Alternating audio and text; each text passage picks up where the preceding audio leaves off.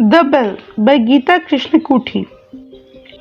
An unusual sense of excitement pervaded her visit to the temple this evening. There had been an argument over lunch between her and the grown-ups when she had announced her decision to ring the bell in front of the sanctuary at the hour of the lamplighting. If Thangam can ring it, so can I, she debated hotly. They protested in shocked voices. Thangam is the daughter of the temple priest. She is permitted to touch the bell. She responded angrily that Thangam came over to play hide and seek every afternoon and behaved no differently from any of them. Besides, she added, goading them deliberately, we are all equal in the eyes of God. She was not quite sure whether they had heard this bit, for they had already turned away in disgust. But after lunch, she caught them whispering about that horrid English school she goes to, which meant that they had heard. But she was sure that they had not taken her very seriously. That was the trouble with the grown-ups. They always presumed that if they told her that she would understand everything when she was older, she would accept their wisdom and authority unquestioningly and not dream of going against them. Oh well, she would show them this time. She therefore submitted with good grace to the suggestion that she accompanied to her grandmother to the tank for her evening bath, though she really preferred the makeshift bathroom at the back of the house. She hated the slippery stony steps of the tank. The dark green slime at the edges menaced her foothold. The water had a sullen, dangerous look and always felt bitterly cold, but she endured it all today with no complaint, chattering brightly. She did not fuss even when the tiny fishes swarmed around her ankles, pecking at them viciously, threatening her precarious balance. Back again at the house, she had to undergo the intensely uncomfortable ritual of hairdressing.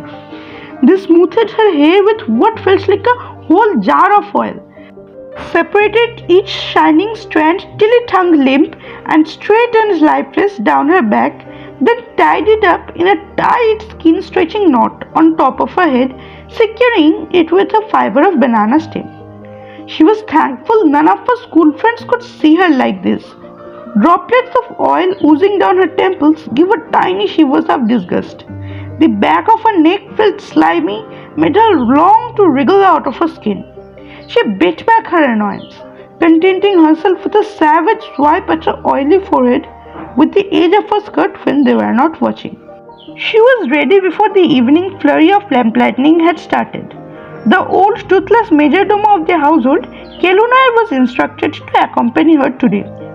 Why could they never understand how ridiculous she felt being escorted by him?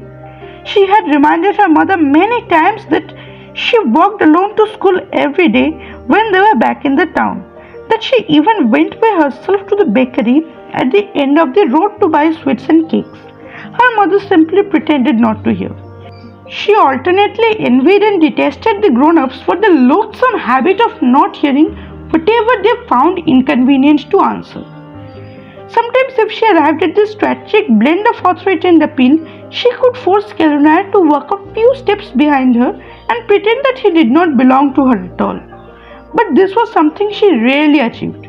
Today, he stuck obstinately to her side, imparting bits and pieces of information and advice that she tried to ignore.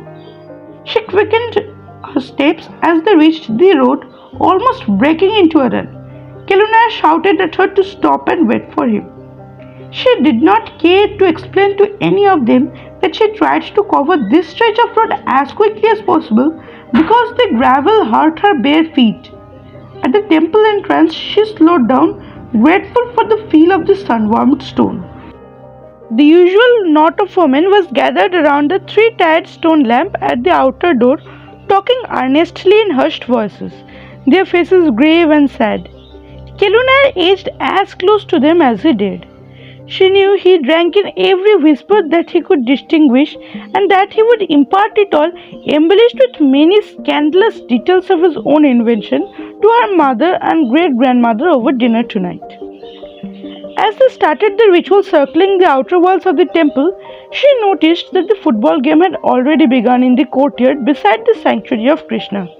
She enjoyed watching the players more so because of her obvious delight in the vigor of their game. Arriving at the sanctuary of Krishna, she saw the small door obstinately closed. Kelunar had told her time and time again that the image inside was unimaginably beautiful. Today she circled it hurriedly, her mind full of a secret mission, and almost ran along, provoking an incomprehensible torrent of protest from Kelunar, who could not keep up with her. The eastern facade of the temple always enchanted her.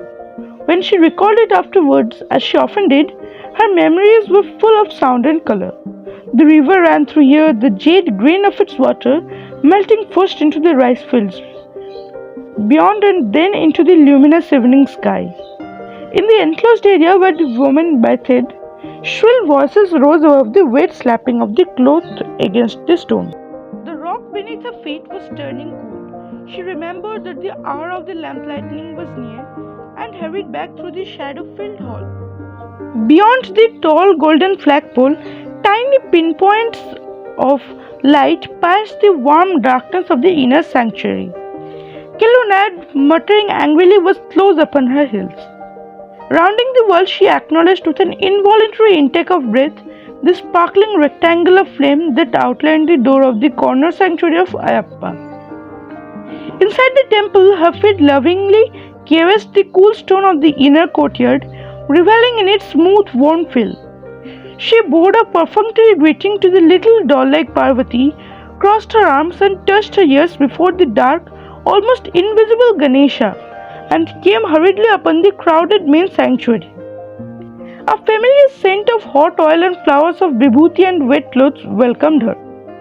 The women of the Nambudiri household stood in front in a tight, invisible circle that no one else must touch, their eyes closed, clutching their thatch umbrellas that obscured everyone's vision, their lips moving in an ecstasy of prayer. She edged her way towards them, ignoring Kelunar's shocked whispers of protest, almost bumping into one of those ridiculous umbrellas. She saw Thangam standing near the steps, looking remote and rapt with devotion. The rhythm of the Edakka was mounting crazily. As the door was flung open, she blinked at the sudden vision of gold. Before she could regret her decision or go back upon it, she elbowed herself quickly through the untouchable circle of the Nambudiri household, nearly floundering on the slippery steps. The sight of the big bell above her touched her with a heady excitement. She could distinguish Kelunar's frantically whispered threats, but she reached up, rang the bell with one resounding clang, and was down the steps before she realized what was happening. Dimly she was aware of the dark looks and subdued murmurs pursuing her as she permitted Kelunar to drag her away. Returning home in the gathering shadow, his imprecations grew louder and more vehement. Warnings of the great-grandmother's terrible wrath was becoming real. She paid no heed at all, for she felt wondrously light-hearted, excitingly happy. As she climbed over the stone stile to enter the house, she turned for a last look at the temple. It gleamed back at her conspiratorially, blessing her happiness. She was in dire disgrace. Their tight-lipped silence was more eloquent than speech, as was the conspicuous absence of her favorite tiny papadums at dinner, the papadum specially ordered for her every holiday and served regularly at every meal. She did not really care, for the silence seemed to be filled with 1,000 voices singing within her, and she was quite sure that the golden god within the temple, in whose eyes all are equal, had accepted her gesture with love. Please like, share and comment on this video. Don't forget to subscribe to our YouTube channel. Thanks for watching.